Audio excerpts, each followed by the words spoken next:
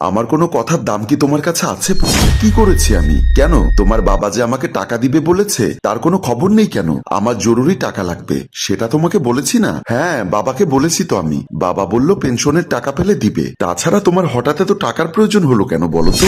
নতুন কোনো ব্যবসার কথাও তো তুমি বলনি। বিজয় চিৎকার দিয়ে বলল, এত কথা তোমাকে বলতে পারবো না। কই, বিয়ের সময় কত কি দেবে বলেছে? আমি কি কিছু নিয়েছি? বিজয় রাগ করে রুম থেকে বের হয়ে যায়। পেছন পেছন ফুলও চলে আসে। বিজয়ের চিৎকার শুনে বিজয়ের বাবা মাস্টার মামুন চৌধুরী দৌড়ে আসে, আর রান্নাঘর থেকে মা কাজল বেগম ছুটে আসে। বাবা বলল, কিরে বিজয়, তুই এমন করে চিৎকার করছিস কেন? কি নিয়ে রেগে আছিস? বৌমা তো কিছু বলতে চাচ্ছে মনে হয়। বৌমার কথা না শুনেই কই যাস? না বাবা, সে আর কি বলবে, এমনি সাজগোজের জিনিস আনতে বলবে আর কি। তখনই ফুল বলল, না বাবা, ও আমাকে টাকার কথা বলছে কয়েকদিন ধরে, আজকেও টাকার কথা বলে চিৎকার করছে। আমি নাকি বাবার কাছ থেকে টাকা এনে দিব। বাবা বলল, ছি বিজয় ছি, তুই এত নিচু মনের হয়ে গেলি? ভুলে গেছিস তোর বাবা একজন মাস্টার, গ্রামে তার কত সুনাম, আর তুই কিনা শ্বশুর বাড়ি থেকে ছি ছি ছি। বিজয় কিছু না বলে ফুলের দিকে তাকিয়ে নাক ফুলিয়ে বের হয়ে যায়। মা বলল, বৌমা এসব কথা কাউকে বলো না, তাহলে আমাদের সম্মানটা ধুলোয় মিশে যাবে। বাবা মা, আপনারাও তো আমার বাবা মা, আমি কিছু মনে করিনি। আর হ্যাঁ বাবা, বিজয় আগে তো এমন ছিল না। কি এমন জরুরি কাজে তার টাকা লাগছে? কোনো কিছুই তো বলেনি আমাকে। একটু পর দরজায় কলিং বেলের আওয়াজ শুনে দরজা খুলে দেয় ফুল। দরজা খুলতে একটি মহিলা ভেতরে ঢোকে। ফুল তা দেখে একদম অবাক। মা, বাবা একটু এদিকে আসুন তো। বাবা মা দুজনেই আসে, আর দেখে একটা মেয়ে পুরনো একটা শাড়ি কোলে একটা বাচ্চা নিয়ে দাঁড়িয়ে আছে। কেউ কিছু বলার আগে মেয়েটি বলল, আপনাদের সাথে আমার কিছু কথা ছিল। বিজয়ের বাবা বলল, আচ্ছা মা, আগে ভেতরে এসে বসো, এই অবস্থায় দাঁড়িয়ে থাকতে কষ্ট হবে, তারপর না হয় সব কথা শুনবো। তারা সবাই সোফার দিকে চলে আসে। সোফায় বসে বাবা বলল, এবার বলো মা, কে তুমি? আঙ্কেল, বিজয় কি বাড়িতে নেই? না মা। আর বিজয়কে তুমি কিভাবে চেনো? সে অনেক কথা আঙ্কেল। মা বলল, তোমার কোলে ছোট বাচ্চা, তোমার পাশেও কেউ নেই, কি হয়েছে বলো তো? বাবা মা, আমার নাম নীলা, আপনাদের আদরের ছেলে বিজয় আমার স্বামী, আর এই বাচ্চাটাও বিজয়। কথাটি শুনে সবাই বেশ অবাক। ফুল যেন তার ভেতরে নেই। ফুল আমতা আমতা করে বলল, কি সব বলছেন? পাগল হয়েছেন? কোথা থেকে উড়ে এসে জুড়ে বসে বিজয়কে জামাই বলে দাবি করছেন? ও তাহলে আপনি বিজয়ের বউ? তার মানে আমাকে মিথ্যা বলা হয়েছে যে সে বিয়ে করে। বাবা বলল, তোমার কথা আমরা কেন বিশ্বাস করব? আমাদের ছেলে এমনটা নয়। নীলা বলল, বাবা আমি চাইলে আমাদের বিয়ের কাবিননামা সহ পুলিশকে নিয়ে আসতে পারতাম, কিন্তু আপনি একজন মাস্টার মানুষ, তাই আপনার মান সম্মানের দিকে তাকিয়ে এসব কিছুই করিনি। এই নিন আমাদের বিয়ের সব ডকুমেন্টস। হাতে থাকে একটি কাগজ, ফুলের হাতে দেয়। ফুল কাগজটি নিয়ে খুলে ভালো করে কাবিননামাটি পড়ছে। সে সবটা দেখে রীতিমতো অবাক হয়ে মনে মনে বলছে, ও তাহলে টাকার জন্য এমন করছে। এই বিষয়টার জন্য আমিও তোমাকে উচিত শিক্ষা দিব বিজয়। বাবা মা, আমি আপনার ছেলেকে নিজের ভুলটা বোঝানোর জন্য এবং তার বিবেককে শুদ্ধ করার চেষ্টা করব। আপনারা সে সুযোগটা আমাকে দিন। সবাই একটু শুনুন। তারপর সবাই ফুলের দিকে ঝুঁকে প্ল্যানটি শুনছে। রাতে বিজয় নিজের রুমের দিকে গিয়ে দেখে তার মা কাঁদছে কপালে হাত দিয়ে, আর পাশে ফুল ওনাকে সান্ত্বনা দিচ্ছে।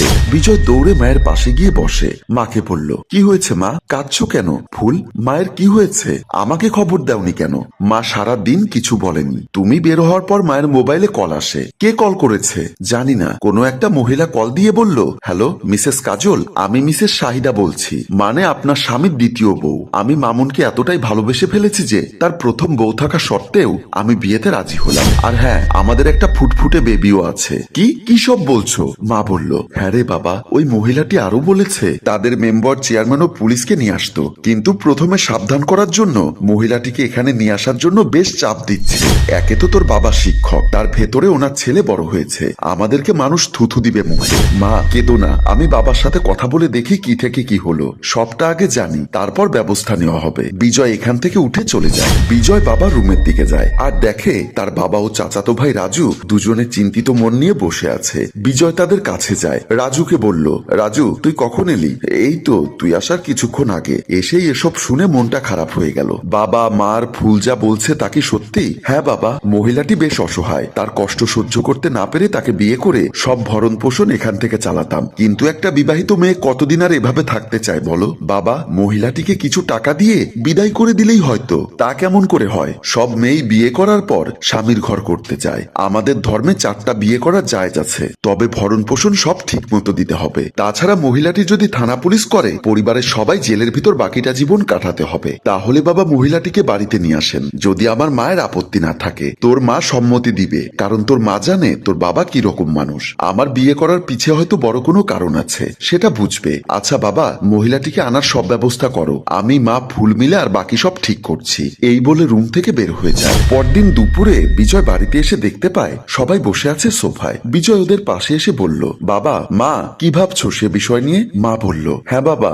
কি আর করব, এই বয়সে সতীনের ঘর করতে হবে। তোর বাবা তো আর উল্টাপাল্টা কিছু করতে পারে না, তা আমি জানি। বাবা বলল, তাছাড়া বিয়ে করার পর একটি মেয়ের ভরণ পোষণ নেওয়া তার স্বামীর দায়িত্ব। ফুল বলল, হ্যাঁ, প্রকৃত পুরুষ মানুষ বিয়ে করলে তাকে বাহিরে কেন রাখবে, আর বাহিরে রাখতে হলে বিয়ে কেন করবে? তার উচিত অবশ্যই মহিলাটির সব দায়িত্ব নেওয়া। বিজয় বলল, হ্যাঁ ঠিক বলেছ তুমি। বাবা মহিলাটিকে নিয়ে আসুন, আমাদের কোনো আপত্তি নেই এতে। বাবা বলল, তোর মায়ের আপত্তি না থাকলে আমারও কোনো আপত্তি নেই। মা বলল, আমারও কোনো আপত্তি নেই বিজয়। ফুল বলল, আমারও কোনো আপত্তি নেই। বিজয় বেশ অবাক হয়ে বলল, আরে আমি সে কথাটাই তো বললাম, এত করে বলার কি আছে? তখনই বাবা ডাক দেয়, বৌমা একটু এসো তো এখানে। তখনই সবার সামনে এসে হাজির হয় নীলা, কোলে বাচ্চা সহ। তাকে দেখে সবাই দাঁড়িয়ে যায়। নীলাকে দেখে বিজয় ভয় পেয়ে গেল আর বেশ অবাক হয়। বিজয় যেন আকাশ থেকে পড়ল। মা বলল, আরে বাবা এত ভয় ও অবাক হওয়ার তো কোনো কারণ নেই। ফুল বলল, আমরা সব জানি বিজয়, ঘাবড়ানোর কিছু নেই। নীলা আমাদের সব বলেছে যে তুমি তাকে বিয়ে করেছো, কিন্তু পরে আর ওনার কাছে যাচ্ছ না,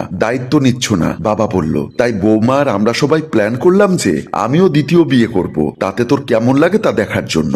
বাবা সব মেয়ের আশ্রয়স্থল তার স্বামী, তাই কোনো মেয়েকে বিয়ে করলে তার দায়িত্ব নিতে হবে। ফুল বলল, তাই সেদিন আমরা প্ল্যান করেছিলাম যে বাবা আরেকটি বিয়ে করেছে এ কথাটি তোমাকে বলবো। আমরা সবাই এই নাটকটি সাজিয়েছি, শুধু তুমি যাতে বোঝো বাবার ক্ষেত্রে যে তুমি রাজি হবে তা আমরা জানতাম।